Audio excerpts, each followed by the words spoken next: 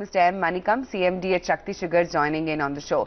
Mr. Manickam, good morning. Good to have you as always in the show. How do you think this decision by the cabinet will help farmers, and more importantly, how will it impact mill owners?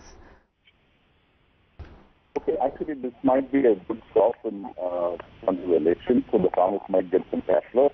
But actually for the mill owners, it's adding a little more burden on the already overburdened balance sheet.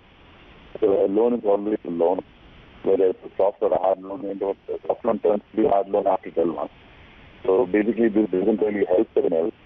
The only thing which will help the mills today is actually a reduction in cane price, effectively, which will reduce the production and reduce the surplus, because we are producing such a lot of surplus because of high incentives given to the farmers, and we are not able to export this. The world market is actually much below than the Indian market.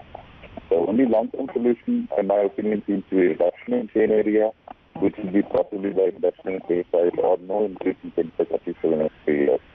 I think until the government comes to a realistic, frame of mind and takes this kind of a step, all these soft loans are only loading our balance sheets and making them actually out of whack. What do you think is in store for the Indian sugar industry in terms of the demand-supply situation this year?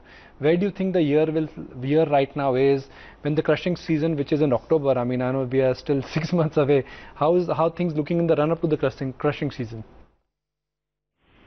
So we are looking at about 30 to 31, depending upon the estimates of various people, at million tons of sugar production, and consumption probably 26. And we are opening stock of 7 million. So we will be closing with about 14 million minus the export quota goes on. But it's still not a comfortable situation. We will be having almost about 40% of the requirement for the next year. We're opening stock. So until we reduce the production to below consumption, we should be just about not more than 25 million production. I don't see a very bright future for the industry. And the reduction can only happen by reducing cane price. Mr. Manickam, hi there. Good morning.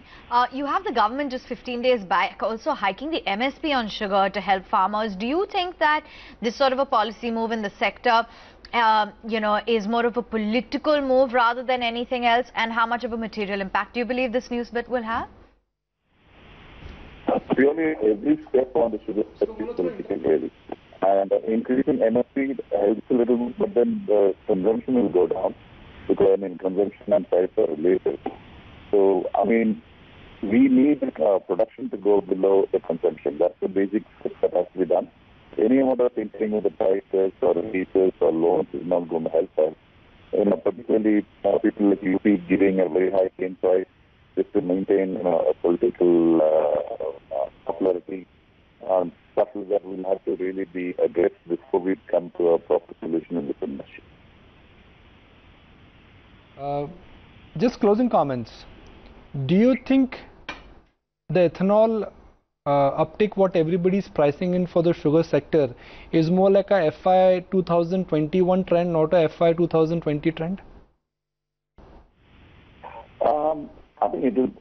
The ethanol is not really a very, very popular program with the oil companies. It's like a reluctant bride coming to the space.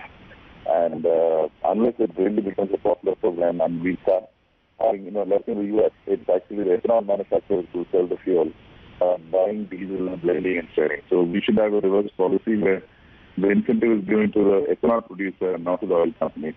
That's the only way you will see it really moving. But again, that takes a lot of changes in the policy. All right, Mr. Manickam, appreciate your time and thank you for joining us.